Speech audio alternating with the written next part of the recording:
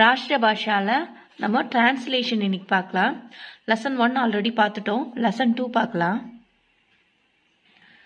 Part 2 பாருங்க. Translation எதுக்காக இவ்வளோ மெனக்கடுறோம் அப்படின்னா 5 மார்க்ஸ் இது வரும். ஒரு 2 or 3 மினிட்ஸில் நீங்கள் எழுதிடலாம். அவ்வளோ ஈஸியாக இருக்கும்.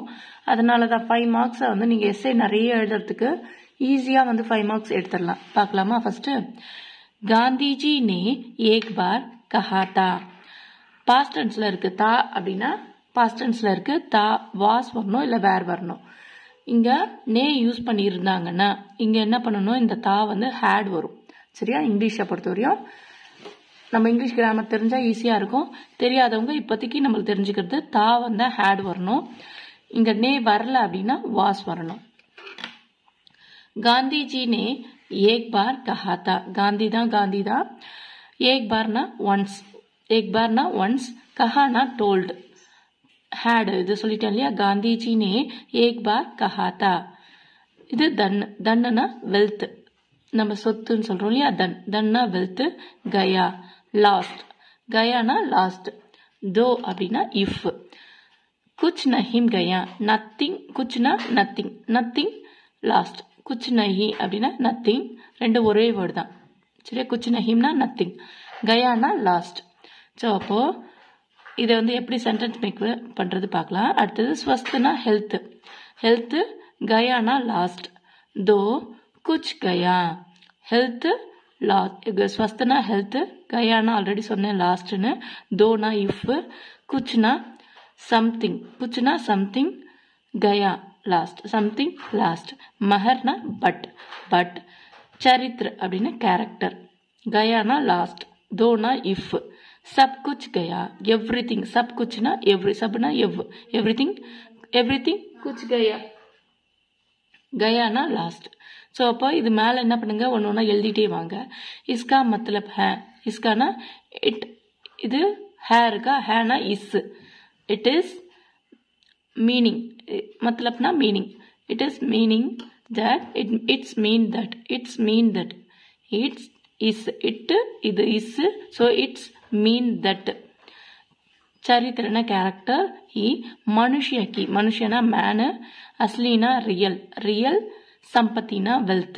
इस இது is.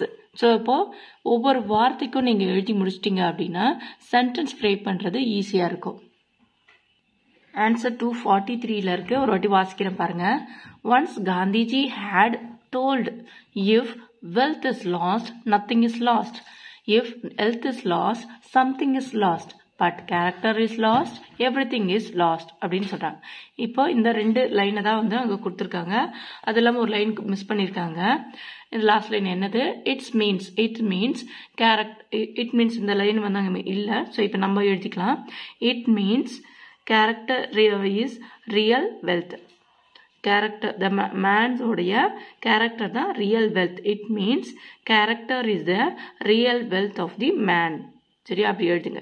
it means character is the real wealth of his man அப்படின்னு சொல்றாங்க. இது எல்லாமே வேர்ட்ஸ் உங்களுக்கு தெரிஞ்சிச்சு, மீனிங் தெரிஞ்சிச்சு. சென்டென்ஸ் மட்டும் ஃப்ரேம் பண்ணணும். இங்கிலீஷில் நீங்கள் போடுறீங்க அப்படின்னா சப்ஜெக்ட், வர்பு, ஆப்ஜெக்ட், இல்லை ஆக்சிலரி அப்படின்னு ஒவ்வொன்றா நீங்கள் வந்து பார்த்து கரெக்டாக ஃப்ரேம் பண்ணிட்டு வரணும். சரியா? சப்ஜெக்ட் எப்பயுமே ஃபர்ஸ்ட்ல இருக்கும், வர்பு வந்து லாஸ்ட்ல இருக்கும். ஹிந்தியில் வர்பு எப்பயுமே லாஸ்ட்ல இருக்கும். காந்திஜி சப்ஜெக்ட், ஹேட் வந்து தா இங்க இருக்கு, இந்த லைன்ல லாஸ்ட்ல இருக்கு ஹேட். ஸோ இது வர்பு. ஸோ இப்போ காந்திஜி ஹேட் ஒன்ஸ் இருக்கு இல்லையா? இதெல்லாம் வந்து ஃபர்ஸ்ட் வந்துடணும். Once Gandhiji had told that.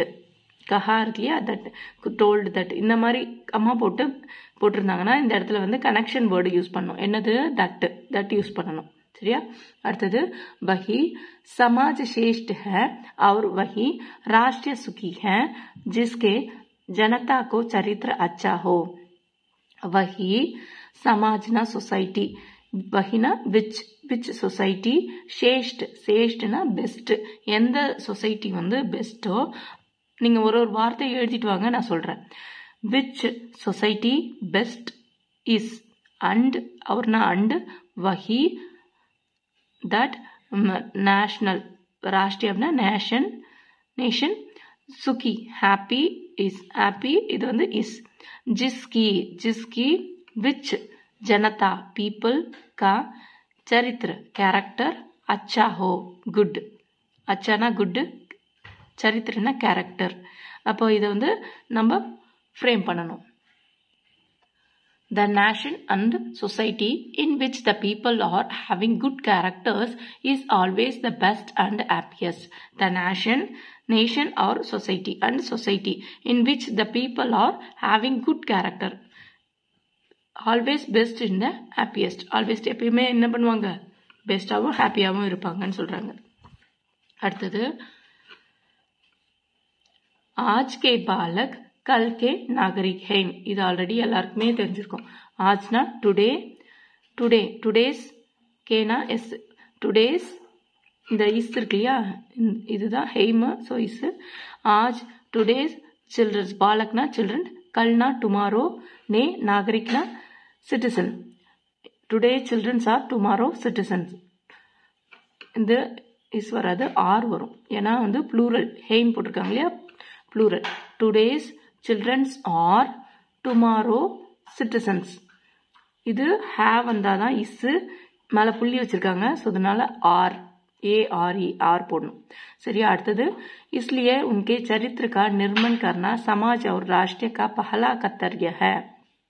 इसलिए ना सो उनके चरित्र that கேரக்டர்ஸ்லாம் வந்து கல்டிவேட், நிர்மன்னா கட்டமைக்கிறதுன்னு சொல்லுவாங்களே, கல்டிவேட் பண்ணுறது. சமாஜ் சொசைட்டி அண்ட் ராஷ்டிரிய நேஷனுடைய பஹலா ஃபர்ஸ்ட், கர்த்தவ்யனா டியூட்டி, ஃபர்ஸ்ட் டியூட்டி அப்படின்னு சொல்றாங்க. இஸ், இது வந்து இஸ் வரும். ஸோ என்ன வருது ஆன்சர் பாருங்க. So it is the first foremost duty of the nation and the society is cultivate the characters in them அப்படின்னு சொல்றாங்க. அடுத்தது यही कारण है कि स्कूल कॉलेज आदि शिक्षा संस्थाओं खोली गई है. இந்த ரீசன்னால தான் ஸ்கூல்ஸ், காலேஜ், எஜுகேஷன் இன்ஸ்டிடியூஷன்லாம் வந்து ஓப்பன் பண்ணியிருக்காங்கன்னு சொல்றாங்க. यही कारण, यहीனா only for the reason, यही कारण ना only for the reason is कीना that school, college, शिक्षा ना education, आदि ना etc. शिक्षा संस्थाएं ना institute खोली गई है, opened R इधर हेम ना R. यहाँ ऐसे शिक्षा दी जाती है.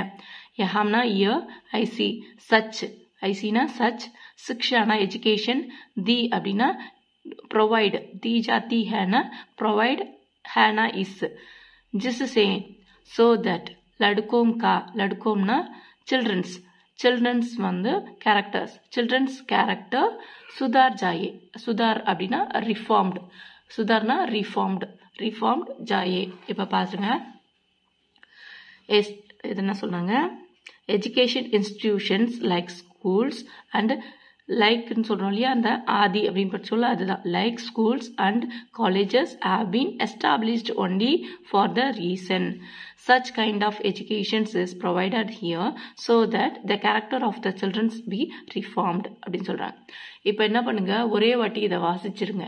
ஒரு வாட்டி வாசிச்சிட்டிங்க அப்படின்னா ஒன்ஸ் வந்து காந்திஜி வந்ததுன்னா நீங்களே வந்து எக்ஸாமில் எழுதிட முடியும். இதை வந்து படிக்கணும், டைம் கொடுக்கணும் அப்படின்ற அவசியமே இருக்காது. ஒன்ஸ் வந்து வாசிச்சிட்டிங்கன்னா உங்களால் அப்போ எக்ஸாமில் எழுதிடுவீங்க. சரியா. நெக்ஸ்ட் கிளாஸ் பார்க்கலாம். தன்யவாத்.